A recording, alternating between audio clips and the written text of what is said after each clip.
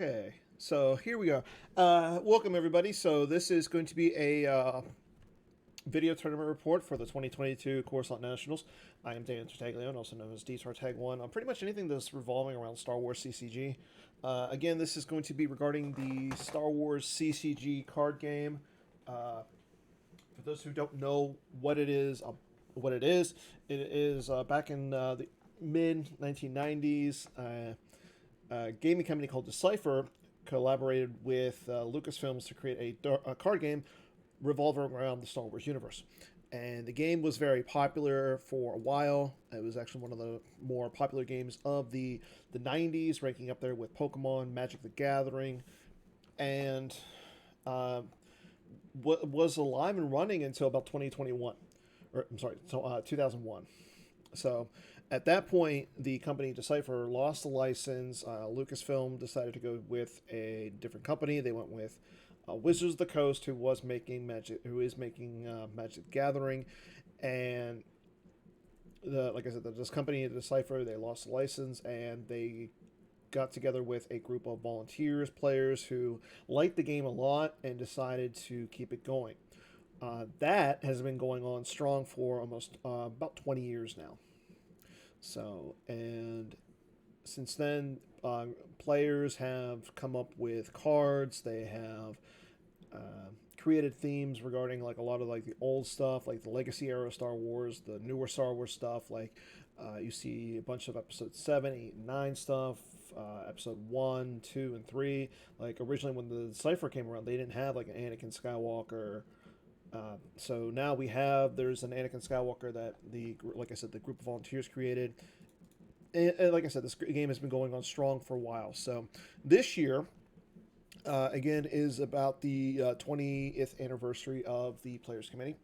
They do regular tournaments regarding the game. They do major tournaments all over the globe. They've done it this year, for example. They did some in Seattle, Minnesota. They did ones out in.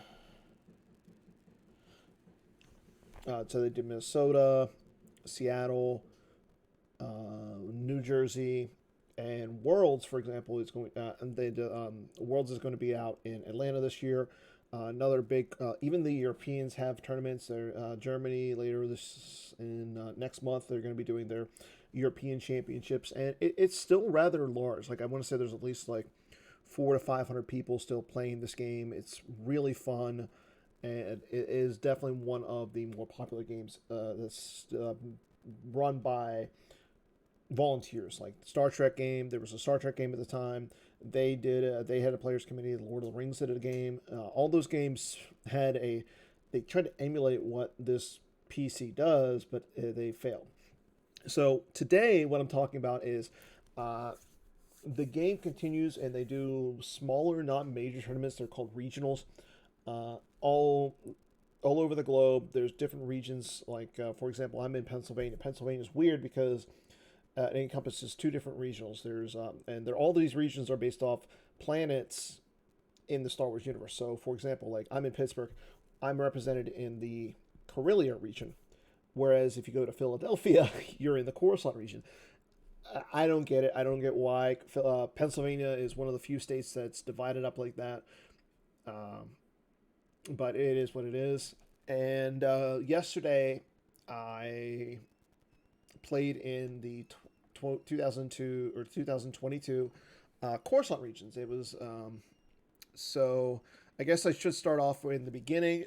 So I had played in some events this year. I went to Seattle back in April for what's called the Endor Grand Prix. Endor is all of Washington and Oregon are in the Endor region. So I went to that.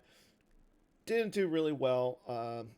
I didn't do well in the main event. In the side event on Sunday, I came in fourth. So, I mean, I can't complain too much there. I didn't do any other traveling regarding a lot of the other majors. There's two other majors that have been played. There's United States Nationals and what's known as the Match Play Championship. That's where you play against an opponent. And normally in a Star Wars game, you play 4 to 8 games against different opponents, and you play one you have to bring two decks, a light side and a dark side, kind of like how Star Wars is. You have a light side and a dark side in the major conflicts. So, but the thing is, so in this game you have to have two decks. In the match play championship, you play against the same opponent, both sides of the force, or both sides, and then you go on and you advance. If you, it's kind of like the brackets that they do in the NCAA tournaments and stuff like that, but it's more. Again, it's all based on this card game. So I didn't play in those events, but I did travel to some local events earlier. I played in a lot of the Pittsburgh. There's Pittsburgh events. There's online events now. I went to Columbus, Ohio, about a month or so ago. Played in a local there, and again, this yesterday was the Coruscant regionals for 2022. So I'm on a team with a few different people. If you play the game, you'll probably know those people. One of them is like Matt Mouse, Anthony Howard, Brad Reinhold. I know I'm missing a few people. Jeff Levine, Matt Thornton, Justin Miyashiro, who's on the team. He's kind of on the team. He's like helping us. And then there's a few others like Chris Werfs, Mike Turner, Kyle Kalin. If I had Discord open, I'd be able to tell you all. But there's about 13, 14 of us who get together, play test against each other, and come up with ideas to play what we should be playing on in these events. So, but the person that I talked to the most is Brad Reinhold. He came in second in the last two majors, Nationals and Endor. Endor, he lost to a teammate, Jeff Levine. At Endor or Nationals, he lost to the guy who wins everything, Joe Olson. He'll probably do one of these video tournament reports at some point too. He popularized them. I'm just following suit because I find it easier to sit here and talk and have something to drink and maybe have something to eat and go over just about like what happened during these events versus writing something on the forums. So, but where all started, again, I went to a local. At that event, I played Agents of the Black Sun, deck that revolves around the Black Sun. Again, this is Legacy era. If you ever played the Nintendo 64 game Shadows of the Empire, it's all about that. Like it's Prince Shizor, and it's a very control-y type of a deck. So I played that. I went 2-0 with that deck, beating Brad Iyer, who has had a history of good showings in events, and Brian Fred. He's won a few events here and there. Well-known player, nice guy. For light side, I played the objective Yoda Communing. Or not the objective, the epic event Yoda Communing. Based on around Joe Olson's PC20 event, it uses the Yoda Communing epic event, and you just play a bunch of good characters like Qui-Gon Serene Jedi, Mace Windu, various different Lukes, and so forth. Ended up going 1-1 with that. I lost to Brian Fred. He was playing Shadow Collective, and I beat Chad Ashnolos, I believe, Revenge of the Sith Dooku epic event. So I mean, so going forth, I've been playing testing a lot. I haven't been play testing a lot, but I have been playing here and there online. And being that Brad is my teammate, I talked to him. I talked to Batmouse a lot. I've been talking to a few people about what I wanted to play at the Coruscant Regionals. It was this weekend. Again, there was a bunch, 4 other regionals and a states, so quite a big turnout of events. So Jared Napolitano, our marketing advocate, scheduled it, and while it was a drive. It was about 4.5 hours, maybe a little closer to 5 on the way home for me. But I did the drive,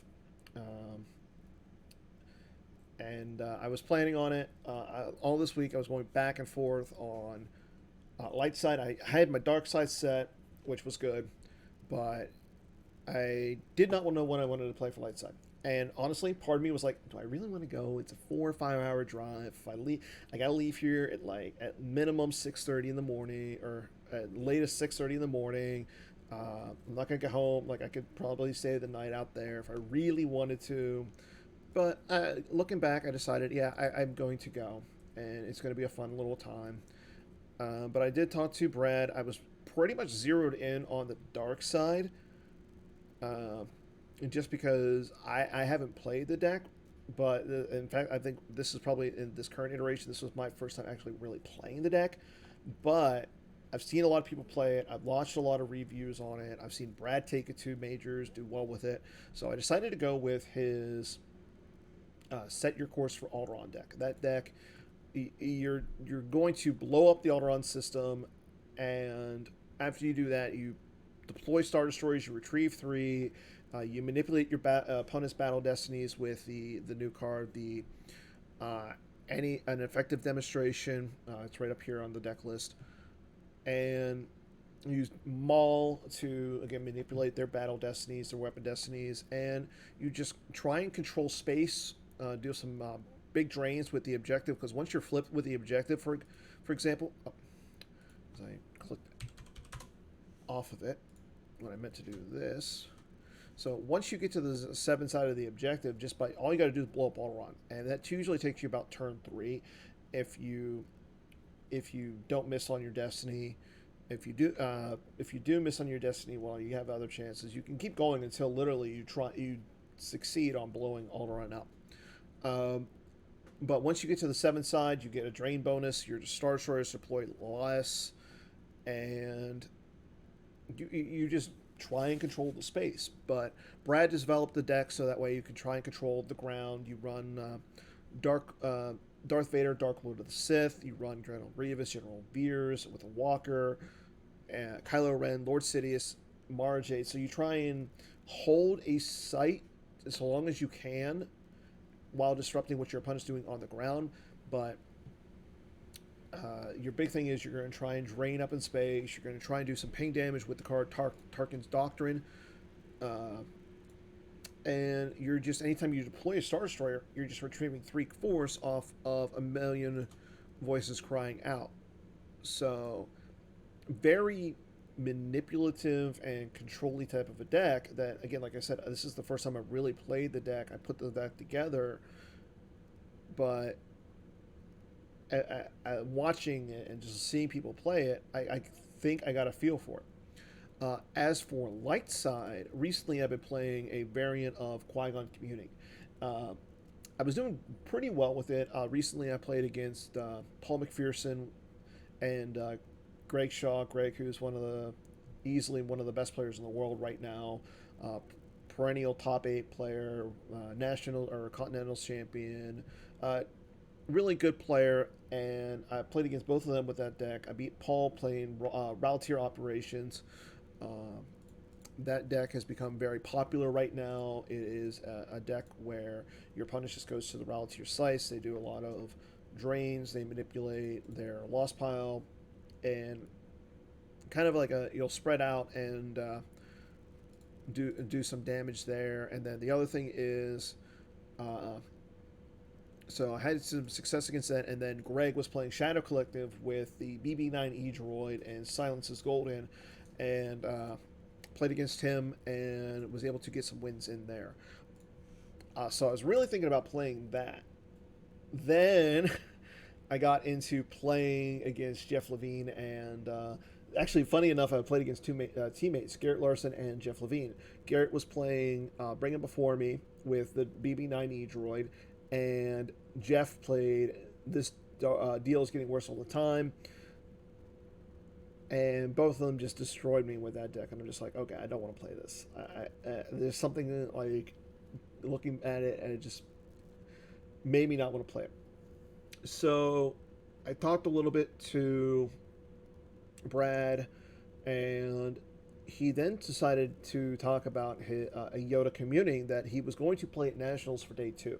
Unfortunately, he decided to play Quiet Mining Colony for some reason. I don't know why he listened to some jerk and decided to play that deck, but he did play that and ended up coming in second to Joe. But that's a different story right there. But yeah, I decided to look at a Yoda community that he's playing, and it looked like a lot like Joe's PC20 list. So I took the deck, modified it a little bit to what I liked, took it and modified it to what Brad was doing with it, and decided to run that. So for that deck, like I said, pretty solid little deck, plays Yoda communing, So you get the attrition decrease from the Dagobah Yoda's hut. You can play Rebels, you can play Jedi Masters. You can't play Jedi Knight, so no like Anakin Skywalker Jedi Knight, no Luke Skywalker Jedi Knight, no Rey all the Jedi, no Ahsoka, no Obi Wan. Like none of you can't play any of those.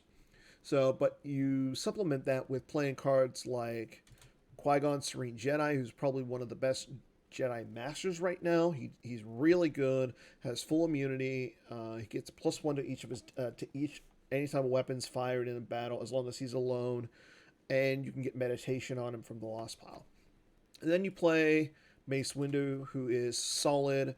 Attrition less than 6, less than 8 if with a Dark Jedi. You can swing a lightsaber twice, and Boba Fett and Jango Fett don't add into any battle destiny at the same location. Brad was really different when it comes to the Luke package. I decided to go with 2 Master Lukes. The Set 18 card that came out, really good. I know Kendall's watching right now. He's not a big fan of that card. I can see why, but really good card. And I decided to play 1 copy of Luke Skywalker, The Last Jedi. Again, he's a Jedi Master who pretty good. Destiny 4 allows for a cancel and redraw, and just a solid card. And then the other thing was I decided to go with Leia Rebel Princess again, another anti Kendall Hallman card. But went with her, Jyn Erso, Horn, some spies right now because Darkseid isn't running a lot of weapons outside of like map and like the Revenge of the Sith. So there's not a lot of like you might see like Shadow Collective, but the Shadow Collective only plays BB9E to really get rid of undercover spies. So what decided to go with her, and some of the other cards I put in that I like are Fall of the Jedi, and They're Tracking Us. So decided to go with this. Put it together Thursday. Worked on it a little bit at work, and decided that like last minute Friday, I'm working on this Friday at like midnight and everything, trying to get ready for this event, and I ended up passing out right around midnight. And again, like I said, I got to get up at like 5:30, 6 o'clock so I can get on the road and make it to the event. So that's where I'm at. The deck is all sleeved. I took some foils with me, took a bunch of other stuff with me, so that way I could talk to all the players who are showing up. Like outside of Jared, I really did. Jared, Bill Kafer, Greg, and William, new player, Rebel CPA. I really Tim Simon and Greg Zinn. I really didn't know who else was going to be showing up. Oh, Mike Pistone. Mike Pistone, who's up in New England, he decided to drive down, stay Friday night, stay Saturday, and then drive back on Sunday. So I did have an idea. I was expecting some Shadow Collective, expecting with Jared there, was expecting Agents of Black Sun. For Light Set, I had no clue outside of Rebel CPA playing WAP. So I really didn't know what else to expect. And then Brad was telling me on Friday, well, Matt Wadden wanted to go for his regionals and he wants to play Set Your Course for Alderaan. So Brad gave him the list. I'm just like, well, I hope I don't run into Matt Wadden, but hindsight. So again, pack up the car Sunday or Saturday, take care of my animals, head out, and traffic wasn't too bad, but again, I didn't really get much sleep. I'm not a morning person, so I'm driving along and I'm just doing the bobbing of the head. I learned energy drinks and coffee only work for so long with me, so sunflower seeds are probably the best thing for me when I do a drive. Well, I ran out of sunflower seeds on the way with 1 bag. I have a second bag, but they were not good sunflower seeds. Like I prefer the Daisy sunflower seeds to Bigs. But I was out of my Daisy ones and had only Bigs left. So I stopped at a stop on the Pennsylvania Turnpike, and I'm looking. They didn't have anything that I liked, and I was just like, crap. So I grabbed the Fire Bound energy drink, took pounded half of it, and just continued. The coffee hit me about halfway, so I'm running a little late. Thankfully, I talked to Jared, and he's like, "Okay, that's fine. If worst comes to worst, if we have an odd number, we'll give you the buy and everything." So I show up to the event. It was being held at uh, Alternative Universes in East Norrington, Pennsylvania, outside of Philadelphia. So again, Jared was the one who was running it, and yeah, I show up, and yes, I am late. I show up, people are playing. Like I see Chris Kelly's there, Greg Shaw, Mike Pistone, Wayne Cullen showing up. He's new.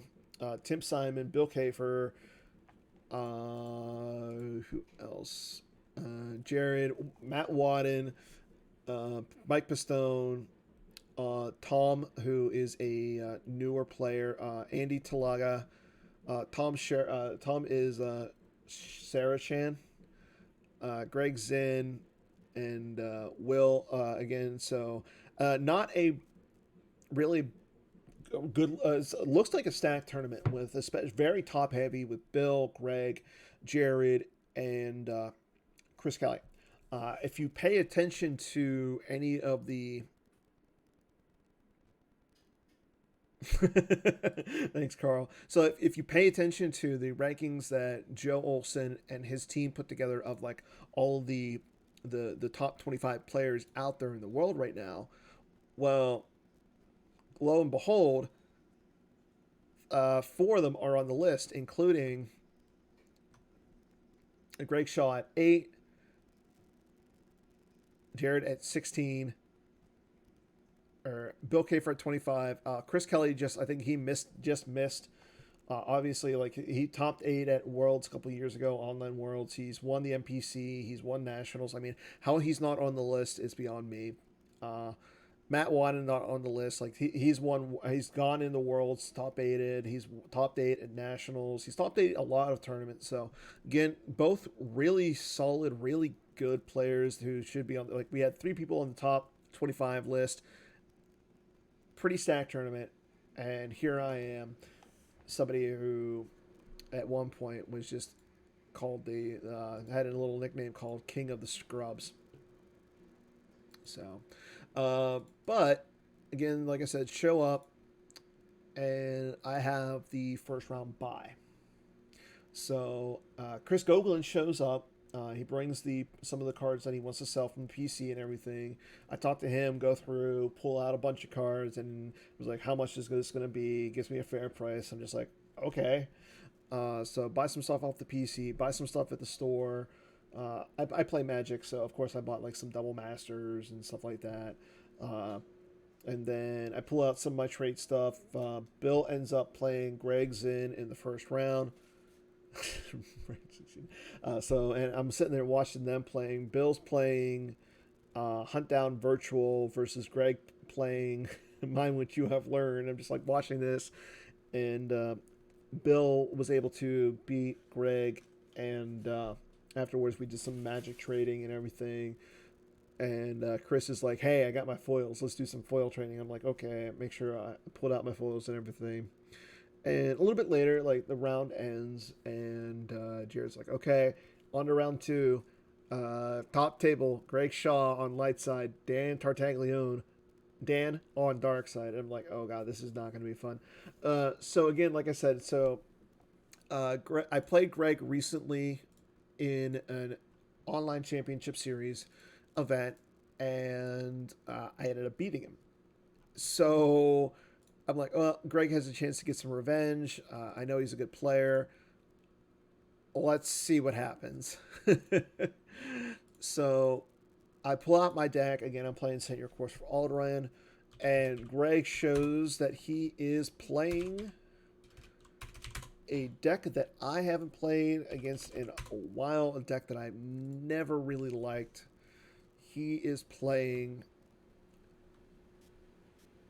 "The Galaxy May Need a Legend. We Need Luke Skywalker." So very solid deck. He ended up beating Joe Olson with this deck at the John Anderson Memorial Tournament up in Minnesota a couple of years ago. And He got the deck for list from from Justin Desai and Steve Baroni. So really solid list, a really solid deck, and in the hands of Greg, something that I again, like I said, just haven't tested the matchup. So went into it a little blind, but at the same time, like my nerves are a little are pretty high. So Greg starts when he pulls the Be With Me epic event, and he is playing. Uh, so instead of Jakku, so he doesn't. He plays the Maz's castle site, the antechamber. So he starts the ground site. He doesn't start Jakku, so he doesn't get. Uh, I think Legend's going to be a thing at Worlds. I think people are going to be able to play it. So Greg plays Strike Planning, I believe, and Walkling. I could be wrong. Greg is in the chat, but maybe he'll correct me there. I don't remember when he started. So early on, again, I activate. I do get out the bridge and the Death Star site, the to War Room, and I just draw up everything. Like I get a system out, I just draw up everything else. Greg.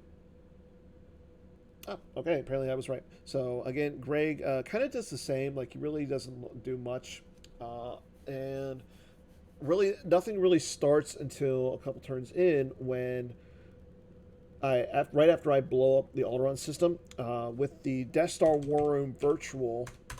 What you do is so after you blow up Alderaan, if Alderaan is blown away by super laser, your light side opponent, your light side player loses 3/4. So Greg loses 3/4, and he loses Menace Phase right off the bat, like that. And his next action, he burns the Walkling to retrieve the Menace Phase. And I think right there that was really smart by Greg, because again, this is a matchup where you kind of want the Menace Phase. Like if he can set up on the ground, and if he can eventually get out to space, he can just shut off all those drain bonuses that I would get. So Menace, he does get the Menace Phase out a couple turns later. He does go to the Death Star docking bay. He gets all the Jedi there, and I believe Rose as well. And he also gets out the Jakku system. He gets out the Millennium Falcon with Solo, Fleet Admiral Akbar, and 3PO. He puts 3PO up there as well. So he is satisfying Menace Phase. Again, I'm flipped, but I'm not doing anything damage-wise to him. I do eventually get out some Star Destroyers and the Tarkin's Doctrine effect, but I try to battle, like I try to go down with General Veers and the Blizzard 8 Walker to the Death Star docking bay. I don't fight because in my hand I have Imperial Artillery and Trample. So don't fight because I was thinking to myself, well, if I track around the 7, I can get rid of Rey, and that would be really good. So Greg, next on my turn, he plays quite a Mercenary V. He gets Chewie Protector. Chewie Protector, who's a lot of people are playing right now because he's really good against decks like Ral Ops, Walkers, and stuff like that. So he goes out and gets Chewie Protector, and basically comes down with him, and I attempt to barrier, and he goes, even if you barrier him, I can still use this game text to cancel Veers' game text. I'm like, okay, I'm not going to barrier him. So I attempt to trample the Chewie. And Trample says, so Chewie has ability of 2. Trample targets the player's ability. I end up drawing the combo Star Destroyer, and it's a Destiny 1. So I missed that. He cancels Veers' game text and comes out with Padme. I barrier, but he overpowers me and definitely draws high enough to get rid of the Walker. And at that point, I'm like, okay, I can't go down to the Death Star to the docking bay.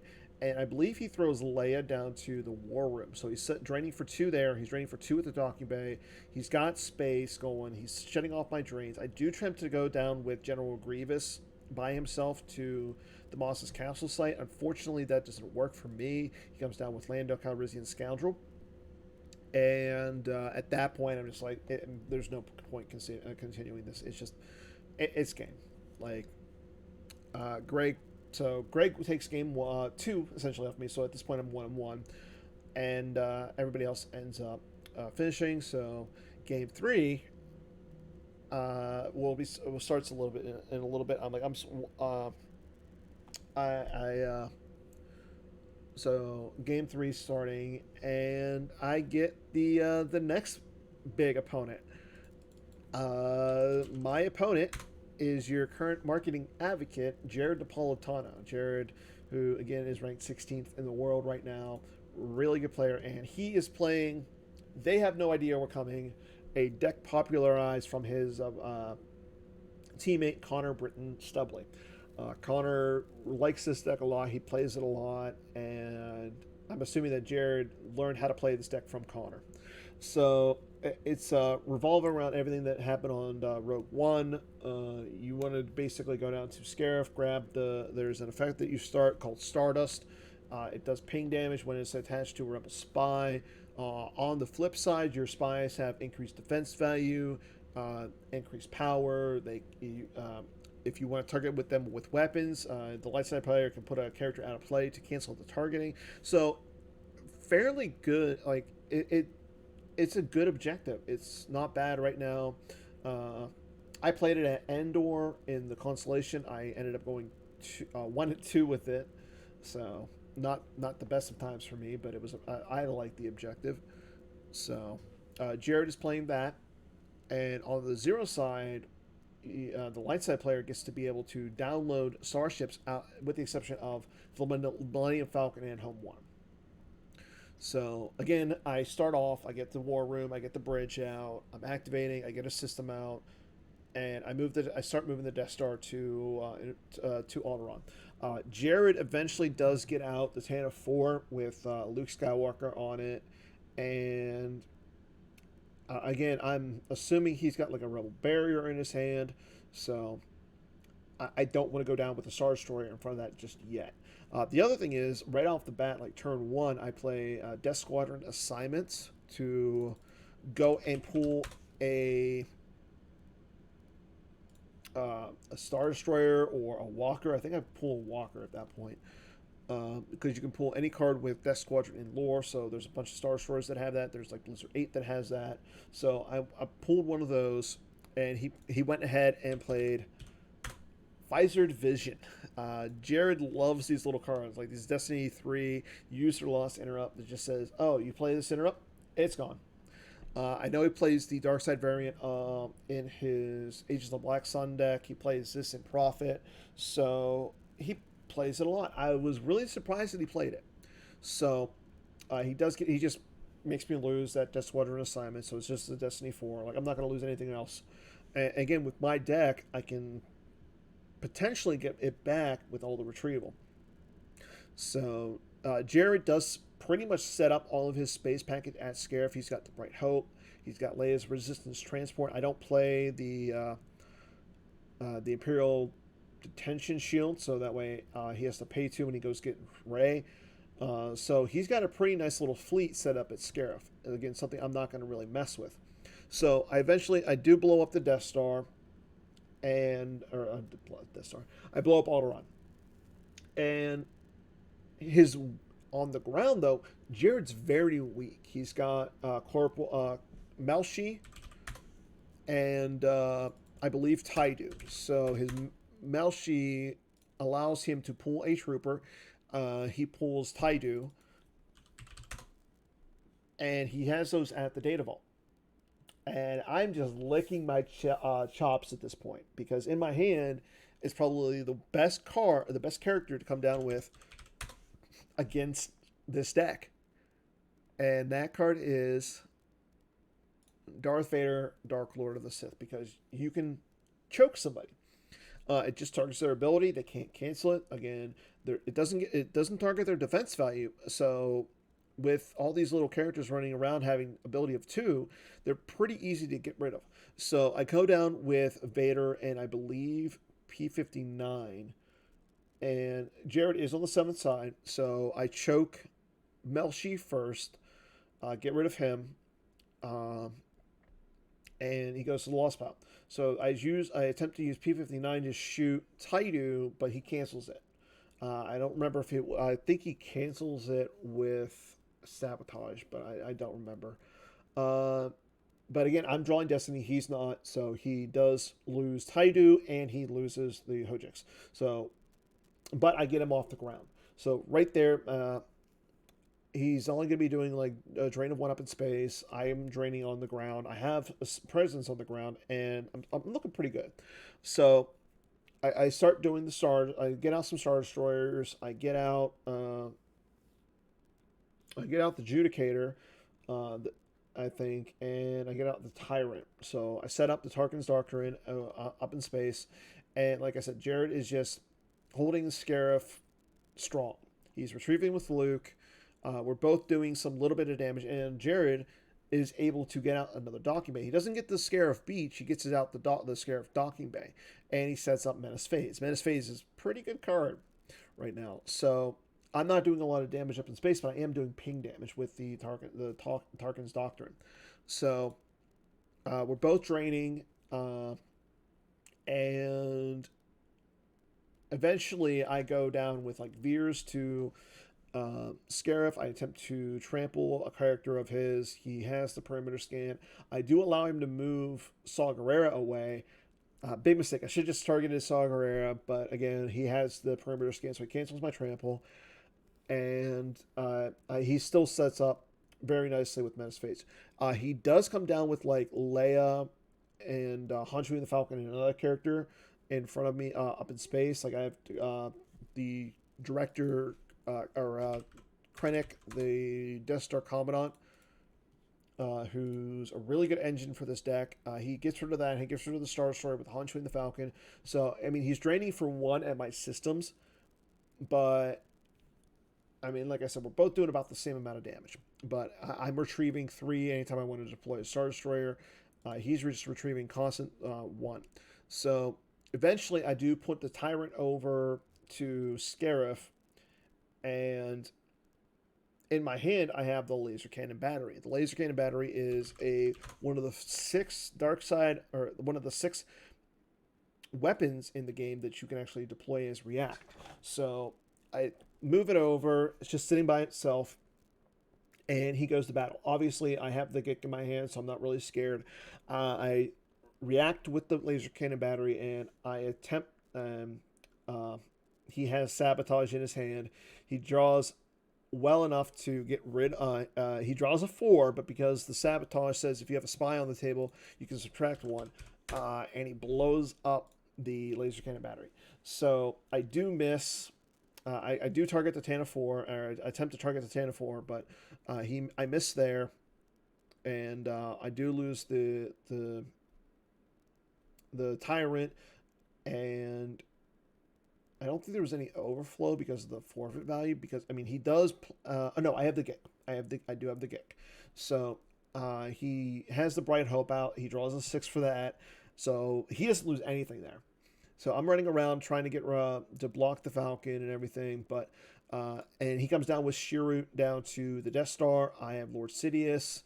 I get rid of like Baze Malar with Sidious. He takes a little bit.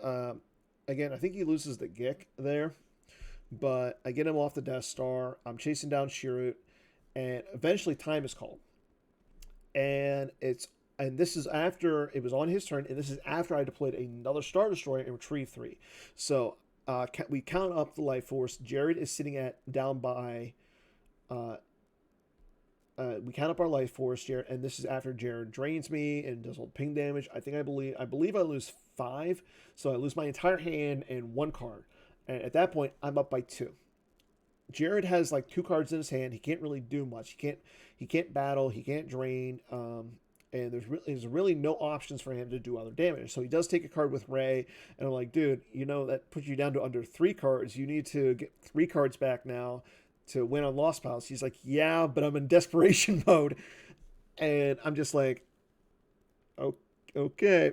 But I ended up winning that game on time.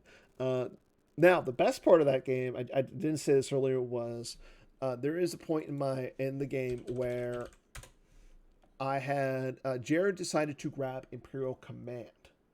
I play it. He uses his grabber, grabs the command, and I'm just like, oh, now it's go time. Because in my hand, I have two copies of Imperial Decree or Imperial Artillery, a Destiny 7 card that says if you have a weapon in your control phase, if you have a weapon out of battleground, it causes pain damage. I play both of them on him, and my control phase, and just the look on his face is just it just makes the 5 hour drive just so worth it. Like I hate to say that, Jared. Like I don't know if you're gonna watch this or not, but just playing two Imperial commands on you is really fun. But so yeah, I ended up beating Jared Napolitano at that point. I don't think him and I have really ever played before. I don't think we ever played in person. We might have played like here and there once or twice online, but beating him in person, I mean, I'm happy there. So again, being that we're on time, round three is about to start, and my round three opponent is another really good player. Like I said, this tournament this tournament was not a tournament of low quality players. Like there was not a bad player at this tournament. Um, but I got to face off against our current design advocate, Mr. Chris Kelly. Now, Chris and I have had some fun times. Like we've had some fun times on Holo Theater, the show that I run every Wednesday. We've played a few times in the OCS. We played off the OCS. We played in.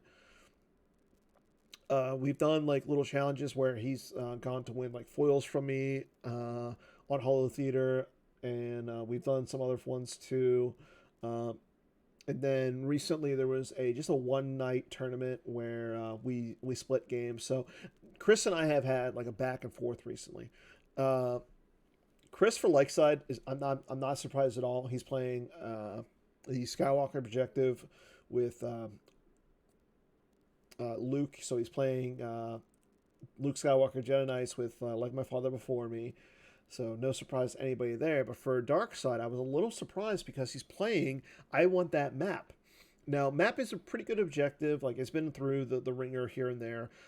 It's been errated a lot. And so it was really made popular back a couple of years ago at the Indoor Grand Prix when Lenny Rubin used Imperial Supply with it. Like that caused an errata.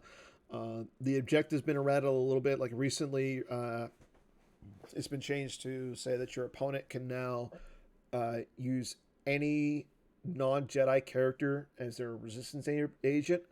So decks like We Have a Plan, Hyperdrive that don't really run resistance characters in them can now have a resistance agent. So I like that change. That was a really good change.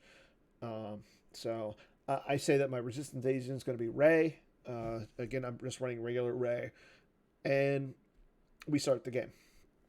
So, first turn, Chris goes down with Kylo Ren to the Jakku site. So, Kylo, pretty solid character, has decent stats, and he suspends Honor of the Jedi. Whenever a player loses a battle here, they lose 2 force. Only immune to attrition, less than 4. But on top of that, you match him up with the cards like, say, I will finish what you started. You can place an interrupt on it to cancel Weapon Destiny at Kylo's site. He's power +1 for each card there. And you also you can pull a lightsaber. So you can get Kylo his lightsaber. So right off the bat, Chris goes down with Kylo to the Jakku, the village. And in my hand, like early on, I have a Wisa. A Wisa got a Grand Army, so I pull the Boss Dance Chamber. I also have the Speak with the Jedi Council in my hand, so I'm able to get the Coruscant Jedi Council Chambers out.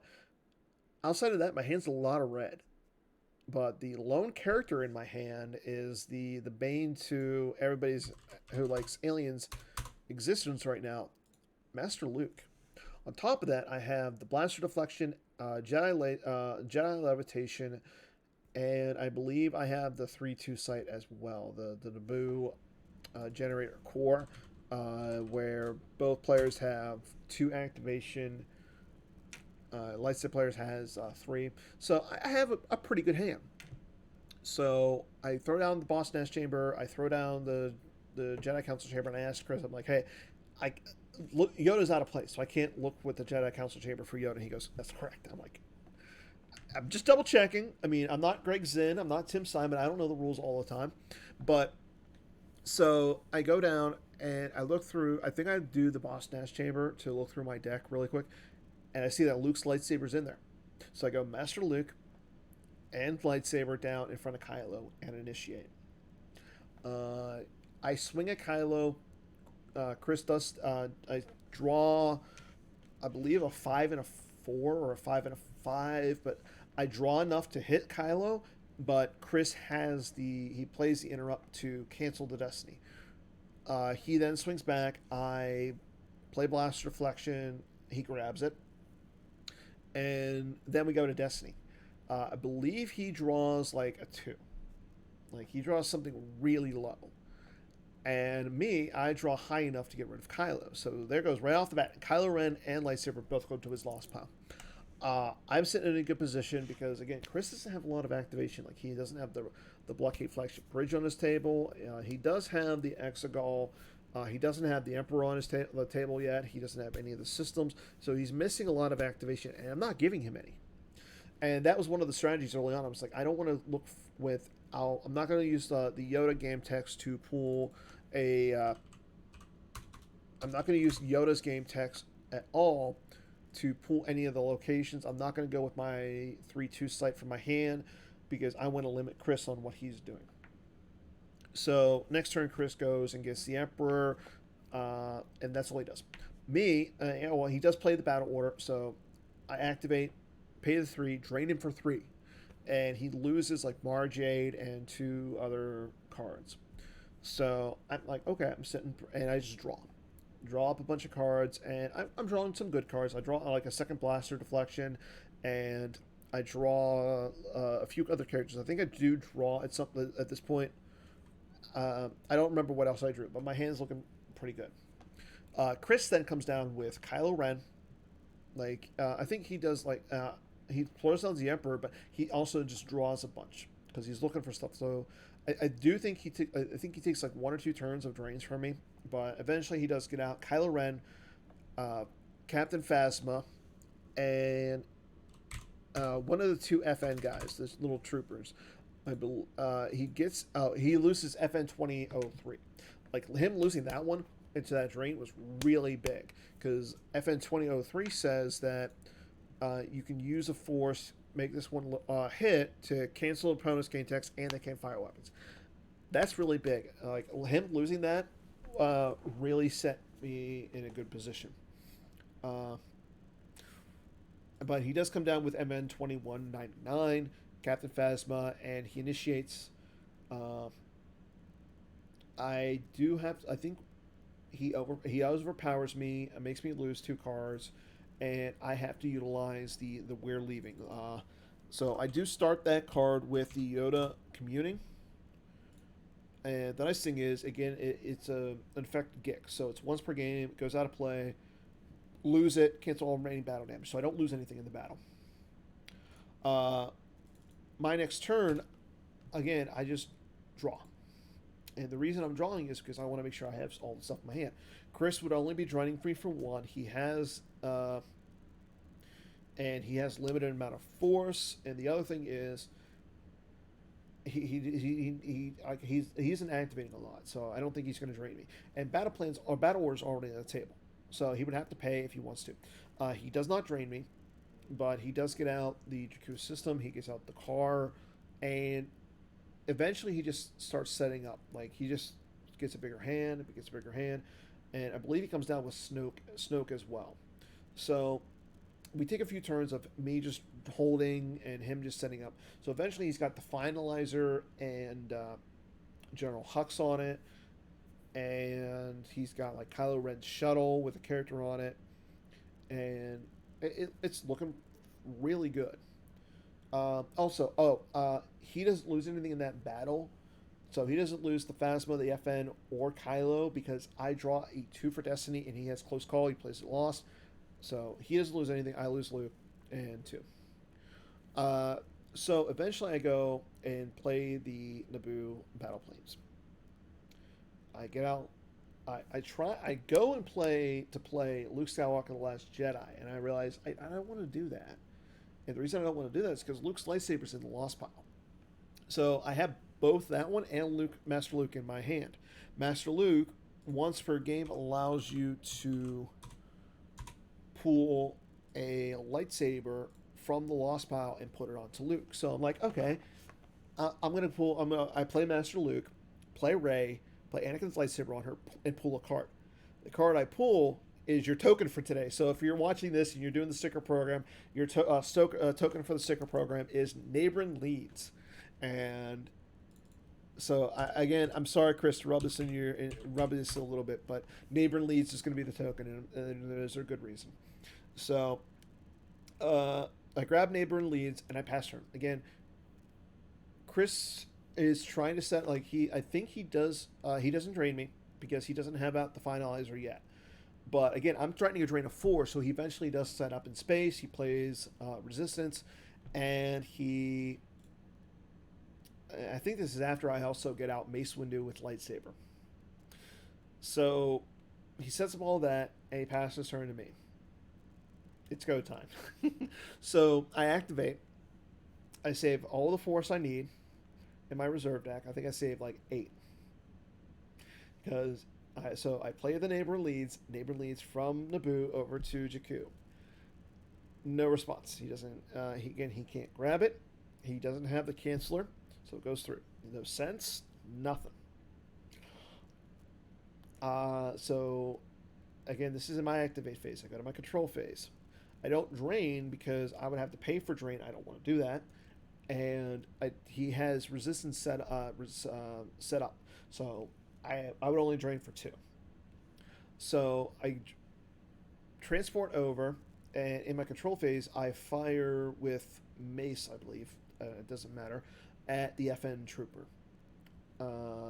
Draw high on the first one. He uses the effect by placing an area up on it to cancel it.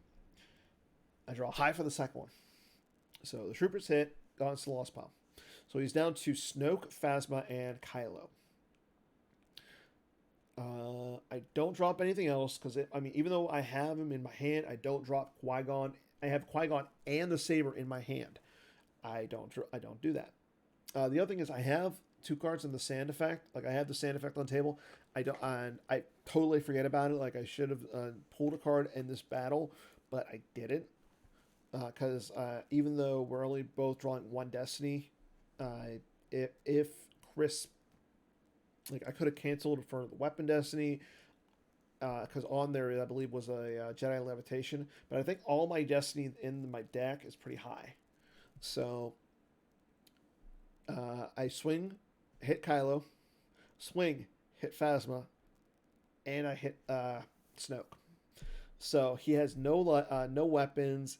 Doesn't really. He has to draw a 7 to get rid of any of my characters because Master Luke is immune less than 5. Rey on Jakku is immune less than 6, and Mace at this point is immune less than 8. And with Dagobah, Yoda's hut, the virtual one, I can subtract 2 from attrition anywhere from me. So to get rid of Master Luke, he has to draw, like I said, a 7. So I'm looking fairly good because I don't think he's got any 7s in his deck. And we go to battle. We go to Destiny. He draws a 2. I draw a 2. But my power is higher, and Chris just concedes.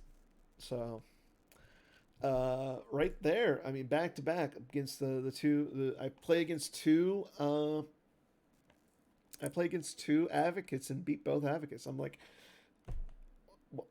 I don't think I've ever done that before. So I'm happy. I'm really happy how it went.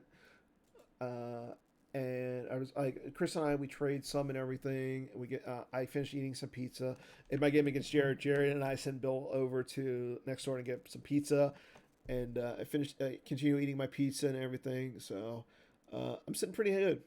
So game five then comes around, and at this point, I am 3-1. Again, my only loss is to Greg. Greg, I think, was 3-1 at this point as well. So my strength of schedule is pretty good. But ahead of us are Matt Wadden, who I believe is 3-1 as well, and Wayne Cullen, who's undefeated. So I get paired up against Matt Wadden with his dark side against my light side. And again, as I said earlier, Matt is playing the Set Your Course for Alderaan that Brad Reinhold popularized in the last two majors. He did get a hold of Brad. Brad gave him like, hey, here's the deck list, not the most updated list, but still an updated list. Still a pretty good list. So he's playing the Set Your Course for Alderaan, and I'm playing Yoda Communing. So again, this is a pretty hard matchup for me. So early on, again, he doesn't blow up the Death Star or blow up the Alderaan the first time. I do get out Leia and Luke to the Death Star along with Corran Horn, so he has to draw pretty high to get the to blow up Alderaan. Now he misses on the first time, but then he goes and plays the Steadfast and to the Death Star before he attempts to blow it up. So he plays the Steadfast and Maul. So Maul says that you can't deploy him to a battleground, while the Death Star at this point is not a battleground. So he plays both of those down to the Death Star. He's got a ship at Jada. Jada adds +1 to your Super Laser Destiny. So even though I have the Death Star occupied, I think he needs a 4 at this point to blow up Alderaan. So, but in my hand, I have We Sagana Grand Army, and they're tracking us. So if he doesn't draw super high, I can have the chance of negating him blowing up Alderaan. Even with Maul, like he has to draw fairly high. He has to draw, I believe, a 5 to get it. So so he does draw 5. He draw high enough. He blows up Alderaan. I lose 3, and then he starts the fun time of draining for 5 and draining for 3. So again, with Set Your Course for Alderaan, you get with Set Your Course for Alderaan, once you're flipped at a battleground system where you have the Star Destroyers, your drains are +2. And again, with the Steadfast, it makes it so that the light side and if it's alone, the light side and the dark side are equalized there. So he's draining for 5 and 3. He is paying for it, but he's draining me a lot. And then I do believe he gets out the Tarkin's Doctrine. So I do try to set up resistance. I have I have Master Luke, Leia, Corran Horn, and I get Qui-Gon to the 2-3 with his lightsaber. And then I go Han Chewie the Falcon, Anakin and Rey up in space. I try to bat him here and there, but again, he's just able to overpower me a lot in these battles. He does have Thrawn at some point on one of his Star Destroyers. He gets rid of like Rey and Anakin. I have the Han Chewie the Falcon go around. I get Padme on there by herself, and he's just doing way too much damage. Like he does get Sidious out to the docking bay at some point, and even though I have Luke and Leia there, like he's gonna, if I fight with Luke and Leia, he's gonna exclude Luke, and he could get rid of my Leia. So he just does so much damage to me, and there's just like then he eventually does get rid of the Falcon, and at that point I just concede. So I end up losing to Matt with the Set Your Course deck, and but again, I'm still sitting fairly well. Like I'm sitting at 3-2, and I have what I think is a pretty good strength of schedule outside of that first round bye. So So game six, our final game starts, and Jared announces the pairings. Again, I'm going to be on dark side, and I get paired against Wayne Cullen. Wayne, who's undefeated. And I'm just like, wait, what? How am I playing the undefeated guy as the highest? Like, there's no way I'm the highest dark side player. Apparently, I was, because all the top players who played light side, who are playing dark side, like I guess I was the top one. Like, but so I'm facing Wayne, and we sit down, and he flips over WAP, and I'm just like, yes, Brad and I have tested this matchup. I know this matchup, and he's like, okay, do you have the decree in there? And I'm like, yeah, yeah, I do. And it's like Brad told me, it's like, take out one of the Imperial commands because you play four, so you go down to three, and play Imperial Decree and prioritize getting Decree over the Blockade Flagship Bridge. And let's like this, that makes sense. Thankfully, I have the Blockade Flagship in my hand. Problem is, I don't get the so turn one, I activate, throw down do the normal stuff. I don't get out of system because I want to save as much force as I can. And I'm searching through my deck, looking for the 2-0, the Death Star War Room. Find the Death Star War Room, and I'm like, I have my... so I play 3 We Still Got a Grand Army. There's only 2 in my deck. So I'm like, okay, it's go time. Let's do this. And I move the Death Star to Parsec 1. And I draw. And I draw. So I miss on the War Room, but I hit on Krennic. So I do get Krennic out. So I'm drawing up. I get the War Room. But I don't get the we must accelerate our plans. So the one force I used to move the Death Star was that one we must accelerate our plans. So so then Wayne goes, and on his turn 1, he throws down Cal Kestis with a lightsaber. So Cal is a Republic character, apparently. You can play him. He's a 4/4. And then during opponent's draw phase, you may place a card from a hand under reserve deck to reshuffle and draw the top card. So deck manipulation. So I kind of like him in WAP. Like, you get to draw cards. Like, and then once per game, if you're about to draw Destiny, you can use his ability number. So I mean, that right there isn't as good. I mean, you're only using a 4. Like, it's a built-in smoke screen, but it's just not as good. But the ability to put some cards back during your opponent's draw phase is pretty good. And then hopefully you get something better. So he goes down with Cal and a lightsaber, moves him into the wall, to the hallway, and passes turn. I think I do play Battle Order at that point, just so he has to pay to drain. On my turn, I activate. I think I go get a system, or maybe I don't. I don't remember. And then I do move the Death Star, but then I draw. And I do hit into a we must accelerate our plans. So on his turn, I believe he does drain. He moves Cal, gets out Kenobi, and gets out Padme, so he flips. My next turn, I activate.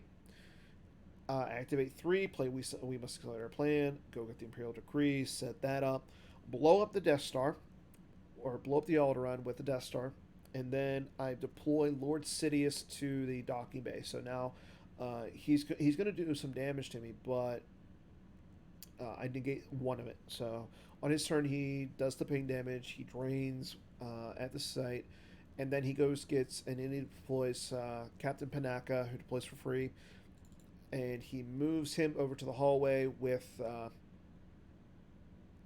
Cal Kestis.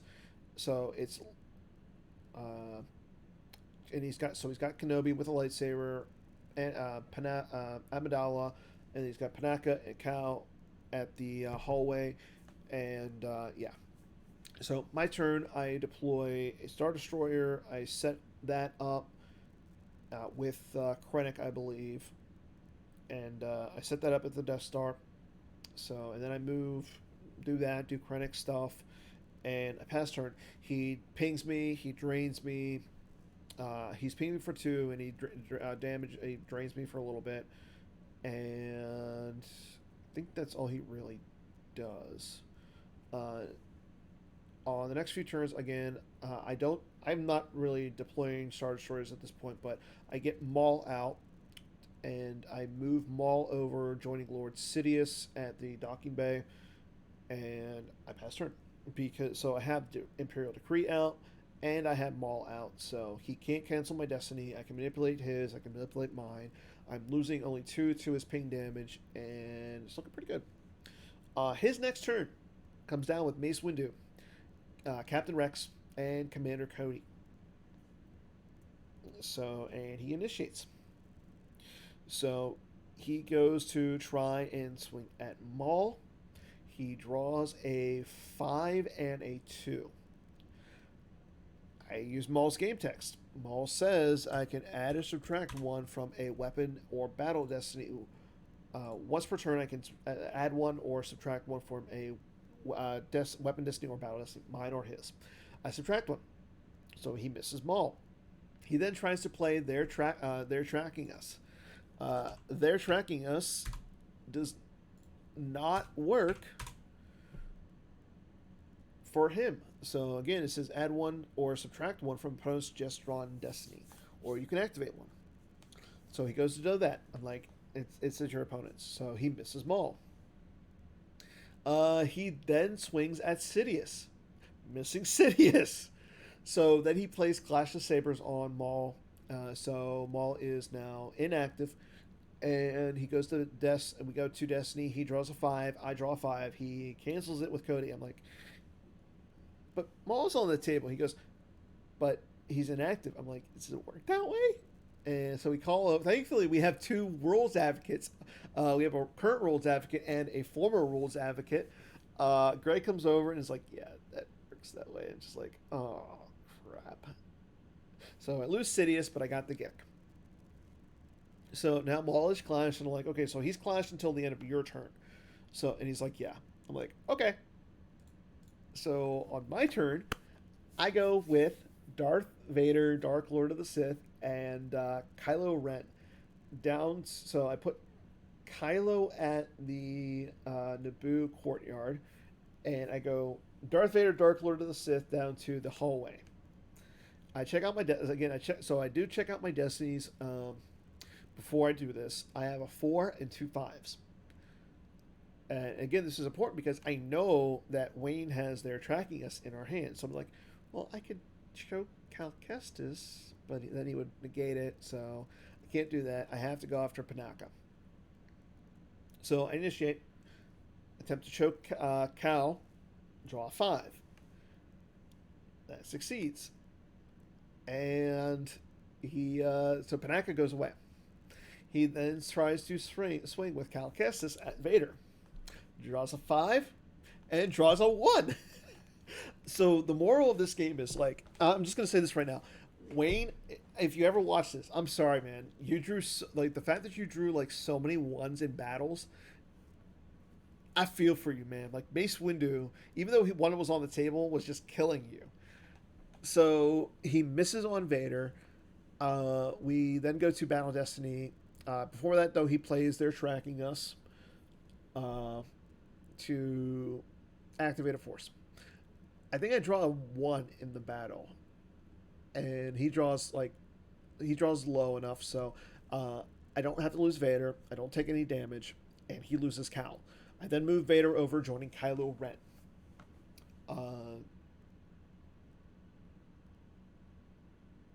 Oh, okay. Glad to see that you're in here. So then he goes with Anakin. He deploys Anakin's to the Death Star War, to the docking bay, moves over, and he's able to start draining me for 2 there. We're training drains and everything. I have battle order satisfied. He does not. So again, I'm losing 1 to the ping damage because I do move Maul away.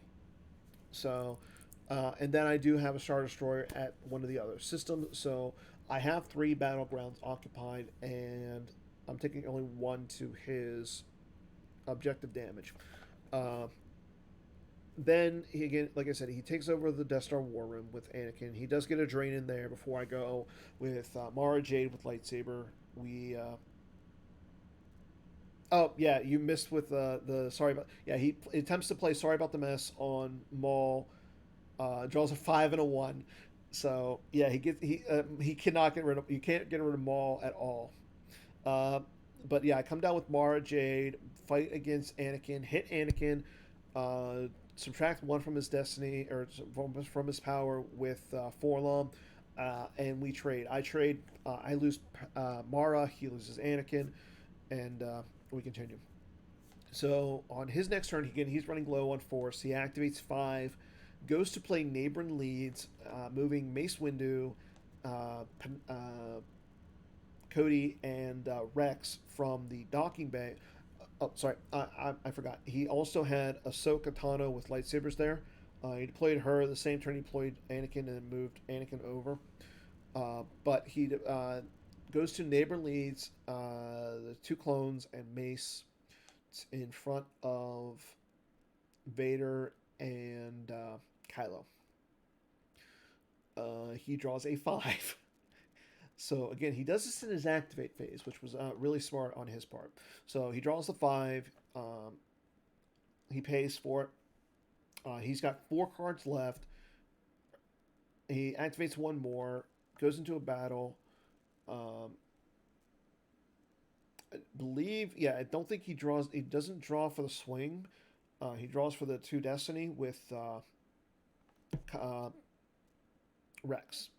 I do end up hitting Rex with Kylo, do a point of ping damage. But again, he draws fairly low, and I only lose Kylo. Then he has to lose Rex, Coat, and Cody. So Mace is now staring down, or Vader is staring down Mace, and I go to my turn. I count up my life force. I'm sitting at, I believe I'm sitting at 11. So I'm thinking to myself, and in my hand, I have General Veers and the Blizzard 8. So I go down General Veers and Blizzard 8 in front of Ahsoka, and I move Vader over to the his boss nest chamber, and Wayne just concedes at that point. So, yeah, so I end up going 4-2 on the day. Jared then, so watching the last game was Greg Greg Shaw versus Mike Pistone. Map versus Legend. Really solid game. And that one does go to time. Mike was able to eke out the win there.